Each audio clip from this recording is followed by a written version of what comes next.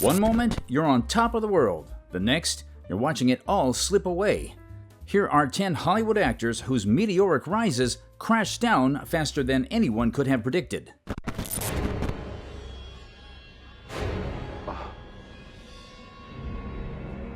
He didn't know. Number 10. Kevin Spacy. Has there ever been an actor with a more shocking fall from grace than the House of Cards star himself? Born in 1959, 65-year-old Kevin Spacy holds 2 Oscars and a staggeringly good filmography in his belt. From his breakout role on Broadway in 1986 alongside Jack Lemmon in A Long Day's Journey into Night, to his celebrated work in House of Cards, it really seemed like Kevin Spacy could do no wrong.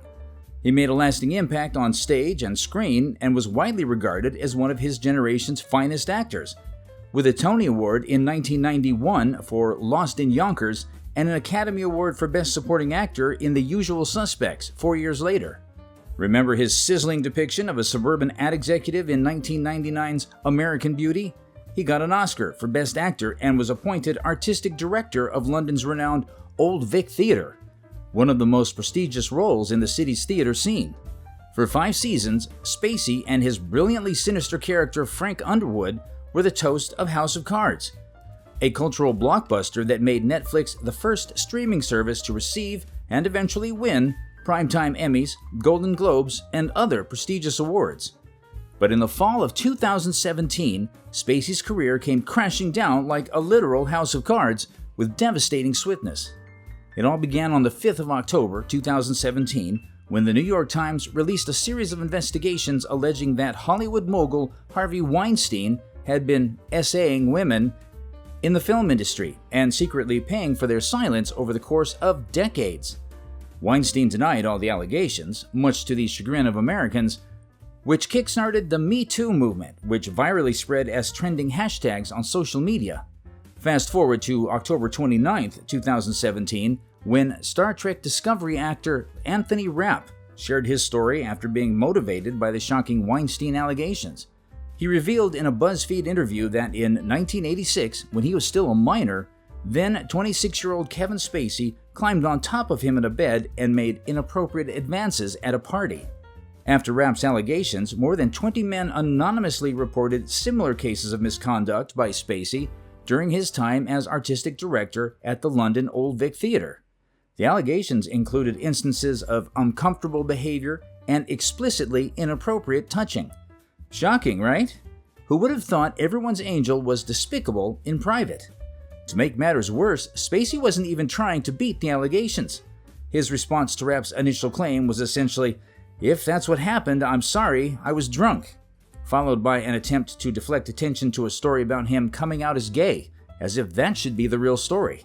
Today, he is on the brink of bankruptcy and lost his Baltimore home after racking up millions in legal debt. While history will point dozens of SA cases to his demise, the truth is that Spacy's fall from grace was simply inevitable. Aside from misconduct, Spacy was infamously difficult to work with. Behind a facade of superficial charm in public, he was an arrogant, demanding bully in private. Those who worked closely with him did not hold him in high regard, as he was not widely liked. As long as you're profitable in the film industry, you can get away with bad behavior. But if there's even a hint of a possibility that you are suddenly not such a box office draw, you'll be quickly discarded without hesitation. We've seen it countless times in Hollywood, and Spacy would have been no different. He was the author of his own misfortune, just like the next guy on our list. Number 9. Isaiah Washington. When Isaiah Washington left Grey's Anatomy after just 3 seasons, it was one of the most shocking changes in the show's history, especially given the circumstances. Dr. Preston Burke, portrayed by Isaiah Washington, was one of the major characters, a fan favorite, and had a sizzling on-set relationship with one of the female doctors in the series. So you can see why fans of the show were so stunned to hear Isaiah's character being written out of it. That being said, his departure was far from simple and was surrounded by significant behind-the-scenes controversy that made his exit unavoidable. And guess what?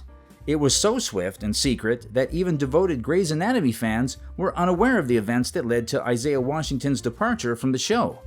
People magazine reported that he was fired from the cast after using a homophobic slur on set.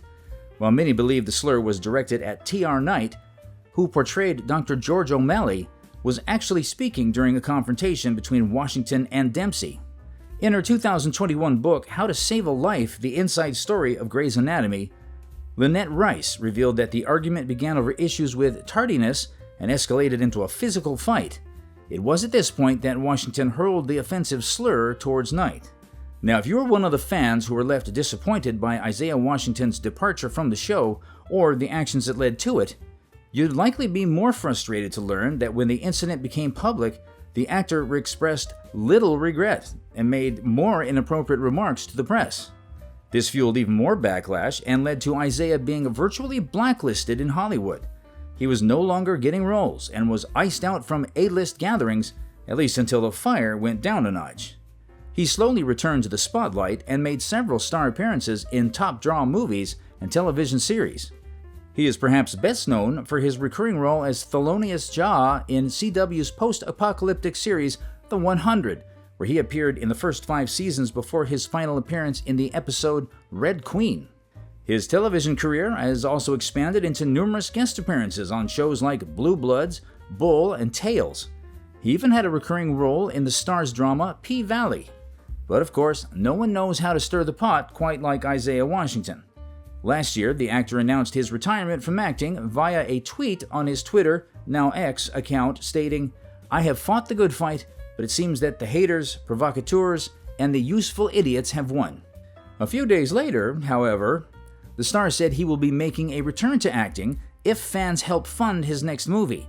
He tweeted a GoFundMe page on March 1st, 2023, titled, "Bass Reeves Movie Project 2023 with a target of $5 million. Though Isaiah Washington's career has had its fair share of ups and downs, it's only honest to say he's responsible for most, if not all, of the controversy. Apart from the slur and physical altercation in the past, his public retirement announcement, followed by a GoFundMe campaign, left many questioning his true intentions. For those who appreciate his talent, the idea of Washington stepping away from the industry was disheartening, and the news of his return was a massive relief. Yet, others believe his retirement post was a mere publicity stunt to make headlines. The question remains, though, was his retirement call just a calculated hoax to keep himself relevant, or was it a mere coincidence? While you ponder your answer, let's set our gaze toward another star who lived a sad riches to rags story. And these guys who live in New York City hear me talk because I still have an accent because I don't get work without it. But they hear me talk, it's like, "Yo, Dominic, over here. She's from the South. I would never go there. People sound so..." Number 8. Brett Butler.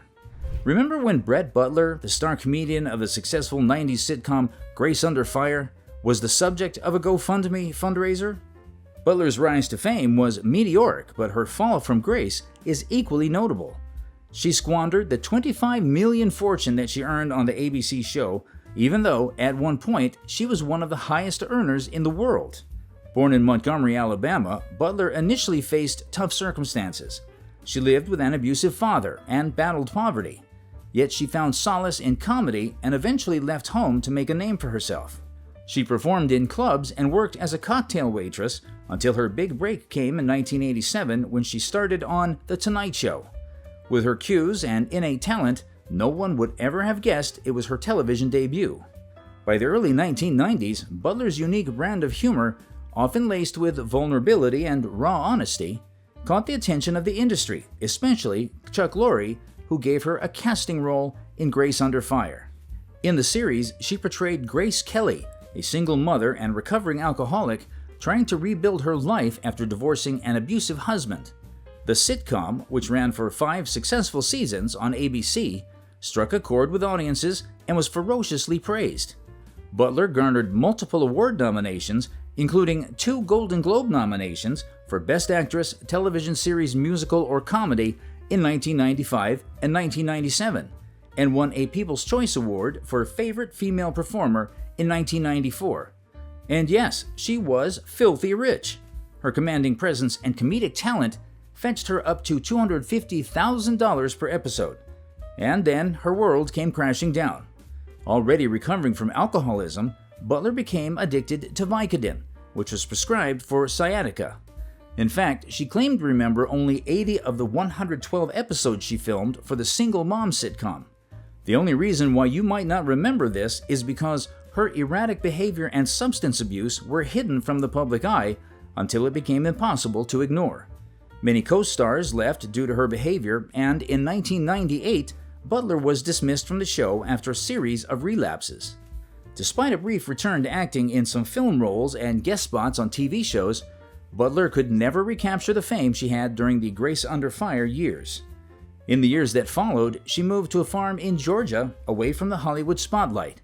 There, she continued to battle depression and addiction, giving occasional interviews where she expressed the struggles of living with both. The GoFundMe campaign was yet another painful reminder of how far she had fallen from the heights of her television success. Like countless industry stars, Butler's fall from grace was a combination of personal demons, addiction, and the cruel unpredictability of fame. Thankfully, though, it's not over yet. She's been sober since the dawn of the millennium and has made a couple of notable features. In 2012, she landed a recurring role on The Young and the Restless as Tim Reed's girlfriend. That same year, she also joined Anger Management, appearing in 38 episodes through 2014. In 2016, she portrayed herself in The Comedian with Robert De Niro. From 2018 to 2019, Butler played Tammy Rose Sutton in The Walking Dead. In 2019, she took on a recurring role as Sandy Jackson in The Morning Show on Apple TV+. Though she may never return to her former heights, it's encouraging to see her doing much better. Here's hoping she keeps the momentum going. Number 7. Chris Farley. Millions of Americans finally remember Chris Farley as a comedic genius who combined humor, energy, and unrestrained joy to create some of the most unforgettable moments in comedy. From 1990 through 1995, Farley starred on Saturday Night Live show, where he pushed the limits of his niche. He endeared audiences with his over-the-top cues and natural humor, even if it meant hurling himself into tables or pratfalling at every turn. And no, he didn't stop there. Proving he was by no means a one-trick pony, Farley transitioned into films, bringing his signature style to hits like Tommy Boy, Black Sheep, and Beverly Hills Ninja. Not to hype him up, but watching Farley was a true treat. The talented actor knew the funny bone of audiences and how to tinker with it. The laughs he made were all genuine and could be classified as deep laughs, the kind where you chuckle so much that it starts to hurt your ribs. Ever seen any of his sketches? Most of the actors paired alongside him struggled to keep their cool on camera. They laughed so hard because Farley was that good and that funny. One of the things that made him so popular was that he was never shy of making himself the joke, a refreshing trait when you remember most celebrities fake their nature on camera. But sadly, there was a terrifying side to Farley's jocular life. Although Farley was celebrated as one of comedy's biggest stars, his struggles with inner demons went beyond his comedic brilliance. Drugs were a constant in his life, and his health began to deteriorate as a result. For most of his adult life, Farley struggled with alcohol and drug addiction, which led to multiple suspensions from Saturday Night Live. Having faced similar issues with John Belushi, producer Lorne Michaels showed little tolerance for Farley's drug problems and threatened to fire him if he didn't get clean. A few people, including Bernie Brillstein, offered support by sending Farley to drug and alcohol rehabilitation. However, the actor relapsed every time. In 1997, Farley's health clearly started to decline. He made a guest appearance on Nickelodeon's All That, joining future SNL cast member Kenan Thompson for a sketch. While the appearance went smoothly, Farley's usual high-energy stunt comedy was limited, and it was obvious he was struggling to catch his breath and was pushing himself too hard. A big reason Farley struggled with his demons was fear. Despite his larger-than-life persona, he wasn't the bold, macho figure many might have imagined. He was just a quiet, timid guy from Wisconsin, constantly afraid of failing. In a 1998 Rolling Stone article, Eric Hedegaard captured Farley's fears perfectly. He noted Farley was constantly terrified of people and crowds, which led to his outrageous antics as a cover. He was scared of how he fawned over studio execs and of telling a great joke, dreading the silence that followed the laughs. Deep down, he was terrified that if he lost weight, he'd no longer be funny, or that he'd always have to be the most outrageous guy in the room. Farley even dreaded his movies. He was afraid that a single slip would end his career and he'd never be able to find someone who loved him for who he was or have the family he longed for. Sadly, his worries all came to a permanent end. On December 18, 1997, Farley was found dead in his Chicago apartment by his younger brother John. He was just 33 years old. An autopsy determined that the cause of death was a combination overdose of cocaine and morphine, commonly known as a speedball. The worst part is that the escort he was with the night of his death took photos of his body, not knowing he was dead, because she thought it was hilarious that he couldn't smoke as much crack and snort as much heroin as she could. It was a deeply troubling moment, and it just goes to show how the debauchery of Hollywood can corrupt and destroy good people. And no, he wouldn't be the last. Number 6. Jake Lloyd. Unlike Chris Farley, whose life was marked by struggles with substance abuse and self-destructive habits, Jake Lloyd's story is different, but just as sad. His fall from grace wasn't due to drugs, alcohol, or even the pressures of maintaining a Hollywood physique. Instead, his experience highlights a different, equally challenging aspect of fame: the overwhelming pressure of early success. When he was cast as a young Anakin Skywalker in 1999's Star Wars The Phantom Menace, Lloyd's career seemed destined for greatness. But who would have thought the pressures of one of Hollywood's biggest franchises would come with a heavy price?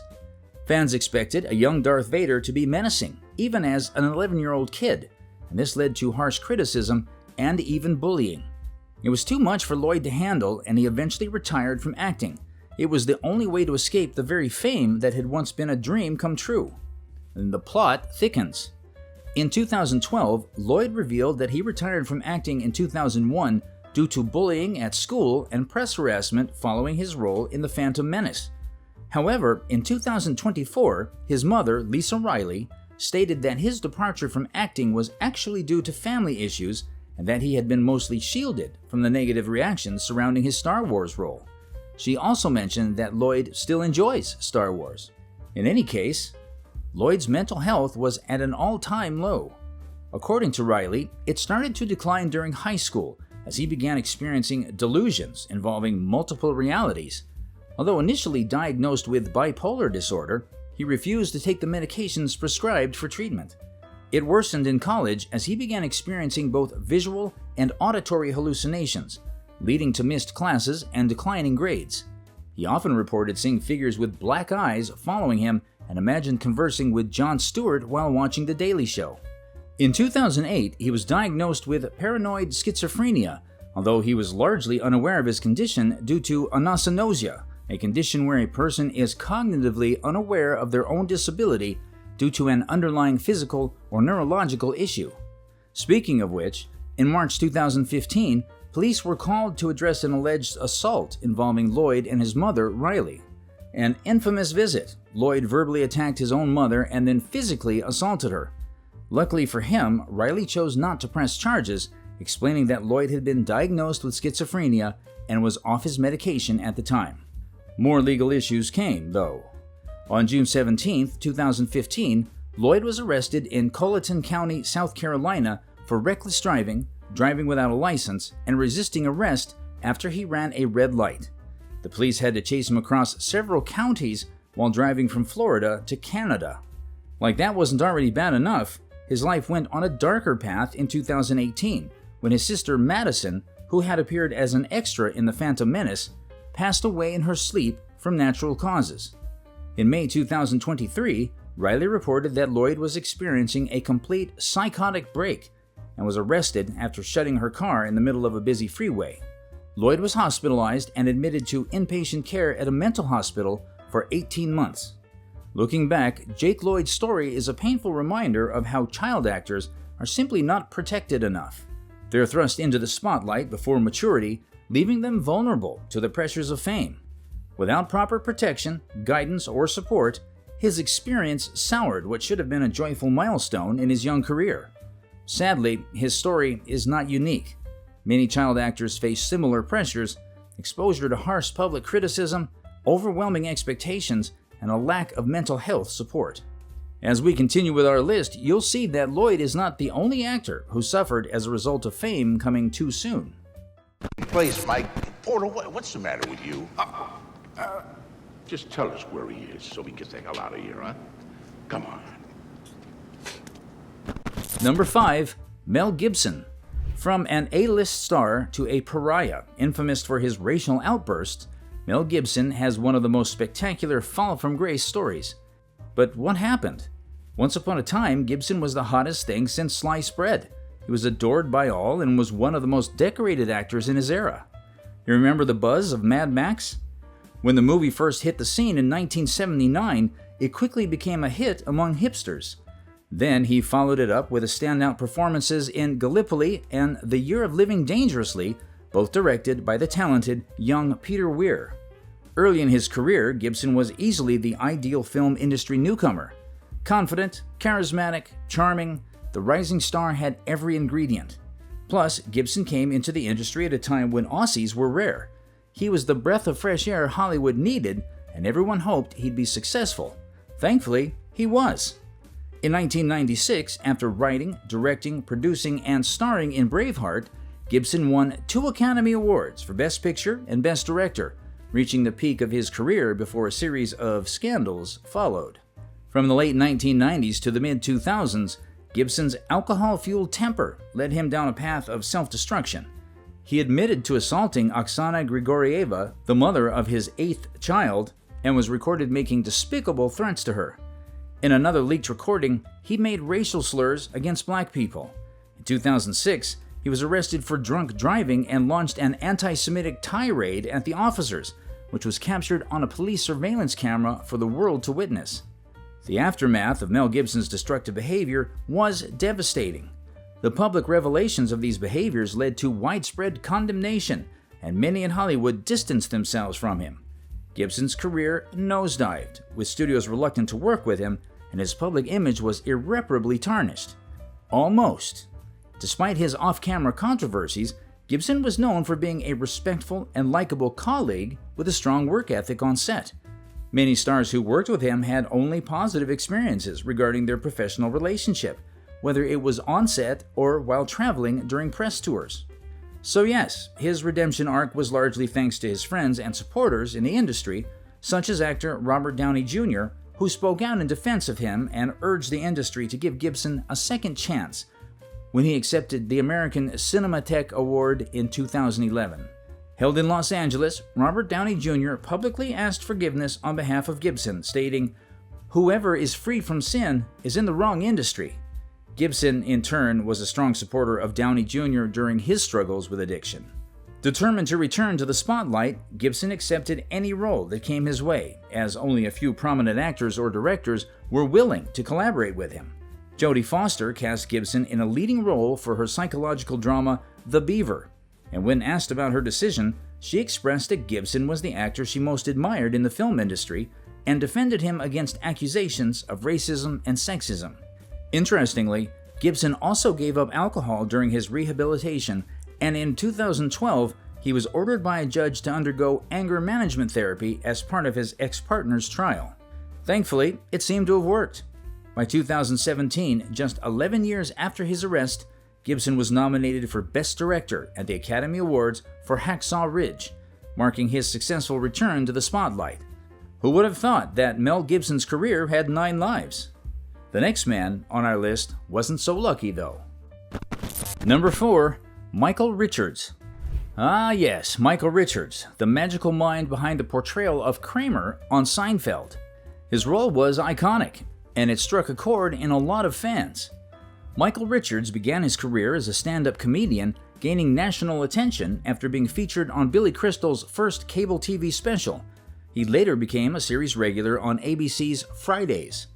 From 1989 to 1998, he portrayed Cosmo Kramer on Seinfeld, a role that fetched him 3 Primetime Emmy Awards for Outstanding Supporting Actor in a Comedy Series. During the show's run, he also made guest appearances on Mad About You, reprising his role as Kramer. Additionally, Richards appeared on several other TV shows, including Cheers, and has made numerous guest spots throughout his career. But while many of his co-stars enjoyed successful careers after the Seinfeld show, Richards made a devastating mistake that not only derailed his career, but also kept him on the fringe of the industry. Richards can still feel the reverberations to this day. Why don't you take a quick guess as to what terrible mistake it could possibly have been? Better yet, how about a guess on how long it took for his career to come crashing down?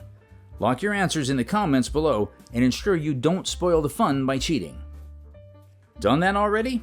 Alright then, would you believe if I told you that it took only 3 minutes for the comedian and actor to completely destroy the fame he'd built up while working on Seinfeld?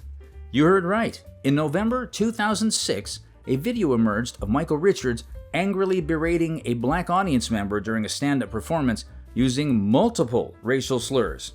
Before this, fans had known him as the silly, goofy, and lovable character of Kramer. However, the fallout from that moment permanently tarnished Richards' public image and destroyed his career. It didn't take long for Michael Richards to issue an apology for using racial slurs and overreacting to the audience member. He went on a mission to make amends, including appearing on The Late Show with David Letterman. Richards also personally apologized to Al Sharpton and Jesse Jackson. However, despite his efforts, the damage to his reputation had already been done. Since then, Richards has made several TV appearances and cameos, but his career never fully bounced back. He attempted minor comebacks by appearing on Jerry Seinfeld's series Comedians in Cars Getting Coffee, where he admitted that the incident still haunted him, even decades later. Other shows have parodied his racist outburst, and Richards even made light of the situation by appearing on Larry David's Curb Your Enthusiasm, poking fun at himself. To this day, Richards insists he is not a racist and that the incident got out of hand. But thousands, if not millions, of former fans beg to differ. To them, Richards is the villain, and his actions are unforgivable. Some of them probably think he's only sorry for being caught and that his so-called apologies are for damage control. Thanks in large part to his iconic role on Seinfeld, Michael Richards accumulated a net worth estimated at $30 million. Such wealth has provided him with the financial security to weather a career that, despite its sharp decline, remains far from a complete fall. Plus, he's still not giving up. The former actor's 440-page memoir, Entrances and Exits, hit the shelves in June 2024, and the reviews seem to be good too. We're not going to drop any spoilers here, but it did cover a lot of his personal stories. Read it yet? Tell us your thoughts in the comments and if you'd like to see the former actor on screen again. While you're at it, make sure to hit the subscribe button to stay updated on our latest videos. We're bringing you more stories of Hollywood's unforgettable characters, legendary actors, and forgotten stories. So why would you want to miss it? Subscribe and turn on your post notifications to be in the loop. In the meantime, look who we've got next. Are you here all by yourself? Ma'am, I'm 8 years old. You think I'd be here alone? Number 3. Macaulay Culkin. Macaulay Culkin may have been one of the most successful child actors of all time, but he's also infamous for having one of the biggest falls from grace in Hollywood ever. When Home Alone first lit up screens, it quickly became synonymous with Christmas. However, with such a rapid rise to the peak, perhaps we should have seen the warning signs. Even the movie poster, a young boy screaming with wide eyes and hands on his face, echoed a bad omen. If the 1980s had taught us anything with its long list of burnt-out child stars, it was that achieving global fame at such a young age often comes with severe consequences. It's a shame no one looked under the surface. Back then, most people saw Home Alone as the charming story of a generation's own Shirley Temple, not the setup for a cautionary tale. Audiences worldwide loved the holiday warmth and humor radiating from Macaulay Culkin's mischievous and lively performance, and the film not only became the biggest hit of the year, but also the highest-grossing comedy of all time. Culkin's star power skyrocketed, and he became friends with Michael Jackson and starred in the video for Black or White. He was also the first child actor to receive a $1 million paycheck for his next role in My Girl. At just 11, he also became the second youngest person ever to host Saturday Night Live. And guess what? The 1992 sequel, Home Alone 2, Lost in New York, earned more than $359 million. Macaulay Culkin could honestly do no wrong. The world was his oyster, and everyone else was just grateful to live in it. Gen Z viewers may not realize this, but in 1993, Premiere Magazine named Kit Culkin the 48th most powerful person in Hollywood, ahead of Michael Douglas and Eddie Murphy. Can you believe it? Kit was just Macaulay's father, and certainly not the one millions of fans tuned in to see. Yet he ranked as the 48th most powerful man in Hollywood. Alas, after finding fame at just 10 years old, the actor experienced the darker side of the entertainment industry. Studio executives complained that Kit frequently tried to assert control over Macaulay's movies and promote his other children. Over time, as Kit made questionable choices in Macaulay's roles, the executives began to turn against him. The breaking point was when Richie Rich, Macaulay's last film as a child actor, flopped in 1994. Kit was branded as box office poison and was cast aside. Not that he was a good person, though. Kit had a background in the entertainment industry himself, and many sources suggest he harbored both jealousy and resentment toward Macaulay's success. As Macaulay became the primary breadwinner for his family, Kit left his day job to manage his son's film career alongside his wife, Patricia. While Macaulay earned £6 million per movie, Kit and Patricia took a generous 15% of his paychecks each time. Macaulay himself sensed that his father was jealous because he had already accomplished everything his father had aspired to at the age of 10. Kit's domineering and perhaps greedy nature made life difficult for Macaulay, with reports that he would berate and manipulate his son, contributing to a toxic environment that ultimately took a toll on Macaulay's mental health and well-being. Worse, the family began to fall apart as Kit and Macaulay's mother, Patricia, became locked in a custody battle as bitter as you can imagine. It seemed like all the millions Macaulay had earned for the family might be drained by legal fees. By the age of 15, Macaulay had had enough. He informed his parents that he was done with acting and that no more money would be coming from him. In a bid to solely control the $13 million fortune he had earned from his movie career and prevent his parents from taking it in the future, Macaulay removed his parents as legal guardians, effectively emancipating himself. However, the deed was already done. The pressure and emotional strain of his fame led him down a path of drug and alcohol abuse, struggling to cope with the intense scrutiny and lack of a normal childhood. Thankfully, he eventually took control of his life. He sought sobriety and gradually distanced himself from the chaotic influences of his past.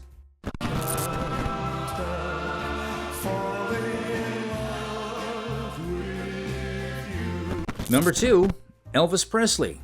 Much has been said about Elvis Aaron Presley's rise from humble beginnings to becoming a cultural icon, revered as both royalty and even a deity in some circles. But why is there such silence surrounding his dramatic fall from grace? When Elvis Presley passed away on August 16, 1977, at the age of 42, he had less than $1 million in the bank. This may sound like an impressive figure on paper, but for a man like Elvis, it was enough to raise a lot of brows. He was easily the most famous person in the world for 2 decades and was believed to sell over 250 million records worldwide, so you do the math. Elvis was the victim of systematic financial exploitation, and the villain was none other than his trusted manager, Colonel Tom Parker. Let's start from the very beginning. Hailed as the king of rock and roll, Elvis Presley was the epitome of superstardom in the 1950s and 1960s. After signing with RCA in 1955, Elvis quickly became the face of a cultural revolution, and his music was everywhere. The world went wild for his pelvis-shaking dance moves and butter-smooth voice, both of which marked a perfect blend that resonated across nations and generations. His first appearance on The Ed Sullivan Show in 1956 was nothing short of legendary and drew an estimated 60 million viewers, over 80% of the U.S. television audience at the time. With every move, song, and public appearance, Elvis was revered as a godlike figure. He was often mobbed by fans wherever he went, and his iconic image, ranging from his pompadour to his rhinestone-studded jumpsuits, became synonymous with fame itself. However, despite all the adoration, things began to quickly unravel, primarily due to poor management decisions. Colonel Tom Parker, Elvis's manager, was notorious for controlling nearly every aspect of his career, from his film roles to his music, and was known for pushing Elvis into an exhausting, relentless schedule. Despite occasional outbursts of frustration, Elvis put full trust in Colonel Parker's vision.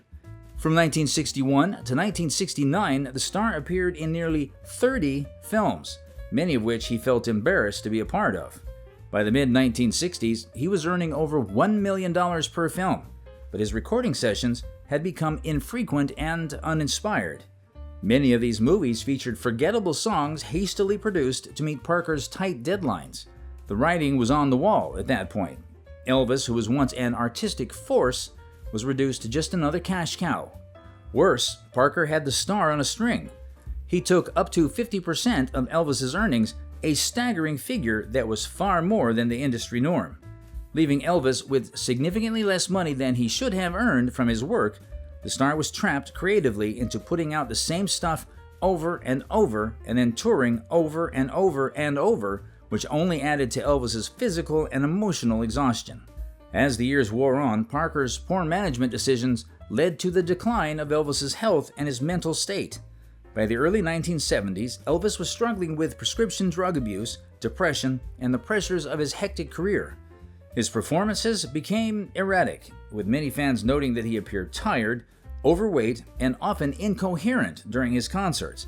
In a tragic irony, Parker, who had once helped Elvis conquer the world, had the king in a vicious cycle that led to his premature death at 42. Ultimately, it's hard to understand why Elvis never dumped Colonel Parker and found someone better to manage his career and finances. There were countless opportunities for him to make a change.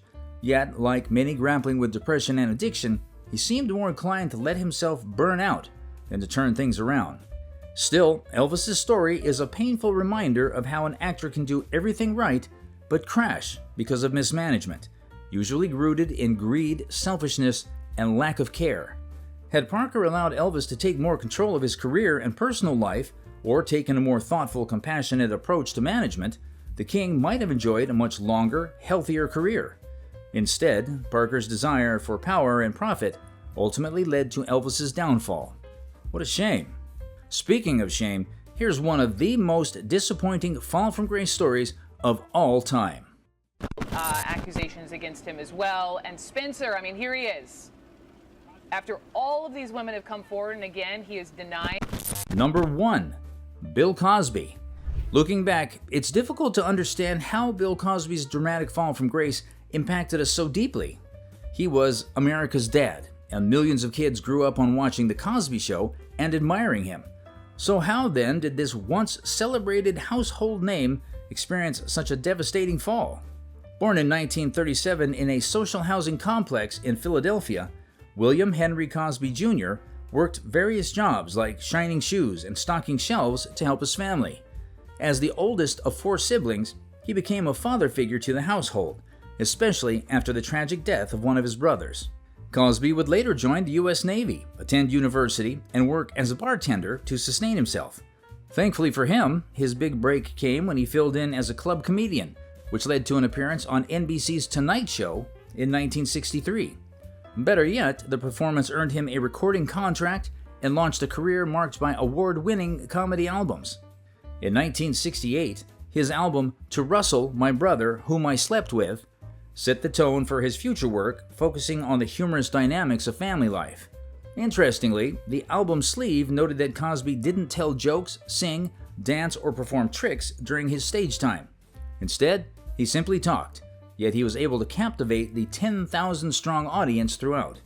By the time the album was released, Cosby was already a star on television. In 1965, he broke barriers as the first black actor to star in a drama series, I Spy. And the best part of it was that it premiered in a time when race relations were still in fierce debates. Some stations in the southern states even banned it. Yet Cosby went on to earn 3 consecutive Best Actor Emmys for his role, a record that's still not beaten yet. In 1984, NBC launched The Cosby Show, and while it aired for 8 seasons, Cosby became a household name, one of the most successful actors in America.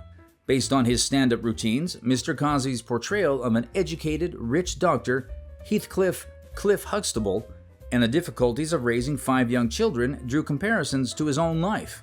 The sitcom was seen by around 30 million people each week. By 1989, the celebrity was making $4 million each month from syndication rights alone. When the show was discontinued in 1992, Mr. Cosby pursued a variety of endeavors, including film appearances, but he was never able to replicate the popularity of his main vehicle. He tried making a few comebacks, But the final nail in the coffin was the series of SA allegations going back almost 30 years. The accusations first surfaced in 2005, when Andrea Constant, a staff member at Cosby's former university, claimed she was drugged and assaulted by him at his home the previous year. Though prosecutors chose not to pursue criminal charges, citing insufficient evidence, Constant filed a civil lawsuit against Cosby. 13 women, 12 of whom remained anonymous, came forward with similar accounts as witnesses. Unfortunately, the case was settled out of court for an undisclosed amount, allowing Cosby to avoid any legal consequences at the time. In the following years, efforts were made to nail Cosby once again, but they never gained traction until Cosby's attempt at a TV comeback brought him back into the public eye. Over 50 women eventually accused him of exploitation, harassment, and graping. Cosby's defense team denied the charges once again, questioning why the women had not filed legal complaints at the time of the alleged assaults. But shortly afterward, previously unseen court documents from 2005 were revealed, and it showed that Cosby admitted to obtaining sedatives, specifically Quaaludes, to give to young women he intended to bed. These drugs caused immobility, rendering the individuals unable to resist or move. The accusations shattered Cosby's hopes of a return to show business. TV Land removed reruns of The Cosby Show, and some of his stand-up performances were canceled, while protesters gathered at the ones that still took place. His statue was also taken down from the MGM Hollywood Studios Park in Florida, and numerous colleges revoked the honorary degrees they had awarded him. Cosby resigned from Temple University's Board of Trustees, and all portraits of him were removed from the walls. A disgraceful end to one of the most disappointing Hollywood careers of all time. So there you have it, 10 of the most shocking fall from grace stories in Hollywood history. If you enjoyed this video, smash that like button and tell us in the comments which revelation surprised you the most. But don't leave just yet, there's still more to discover. Be sure to check out the video currently displaying on your screen.